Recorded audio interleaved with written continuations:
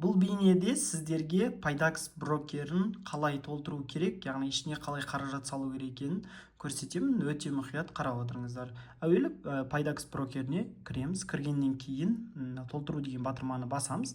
Басқан кезде, яғни біз қазір осы арқылы өзіміздің брокерлік счетымызды толтырайын деп жатырмыз. Осы кезде бізге 4 нұсқа ұсынады, яғни 4 жолмен толтыруға болады. Біріншісі реквизиттер. Реквизиттер дегеніміз осының үстін бассаңыздар, мен енді басып сіздерге көрсетпеймін, өйткені ол жерде жеке деректерім бар.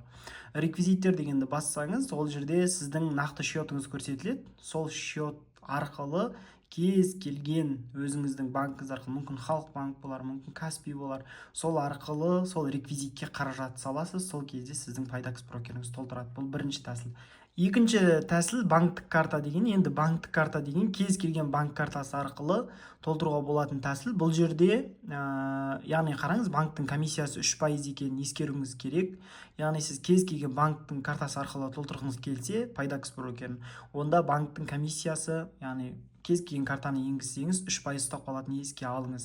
Бұл жерде әдеттегідей сумманы жазасыз, әрі қарай дегенді басасыз. Осы жерде сізге бірден ескертеді, 50 мың теңгеге 1,5 теңге сізден комиссия ұстайтынын. Содан кейін растау дегенді басып, картаңыздың кез келген банк картасының дерегін енгізсеңіз, сізден қаражат алынып, осы Пайдакс брокері толтырылатын болады. Яғни бұл 3% екенін ескеріңіз. Үшінші тәсіл, ол Каспий қосымшасы арқылы толтыру, ең ыңғайлы тәсілдің бірі. Бұл жерде комиссия 0,6% екенін ұмытпаймыз, яғни салыстырмалы түрде төмен пайыз.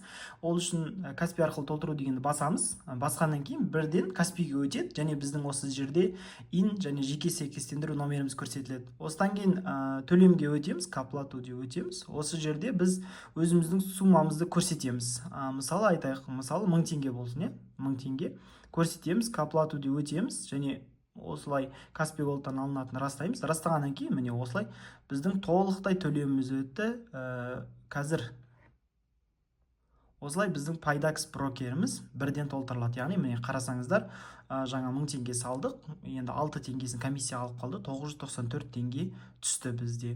Яғни біз осылай Пайдакс брокерін лезде толтырып алуымызға болады. Енді соңғы тәсіл бар, ол 4-ші тәсіл. Бұл енді төлемдер ұзақ уақыт жүреді, 1 мен 3 жұмыс күн ішінде. Бұл жерде енді төлем арқылы, яғни платеж дейді ғой, сол арқылы толтыруға болады. Ол жерде мына жерде көрсетілген қандай банктер бар. Өзіңізге ыңғайлы болатын болса, осы арқылы да толтыруға болады. Бірақ мен бұл жерде ылғи да Каспий арқылы толтыруды өзім құптаймын, және тез, лезде орындалады. Сол үшін де осы Каспий арқылы толтыруды сіздерге ұсынамын.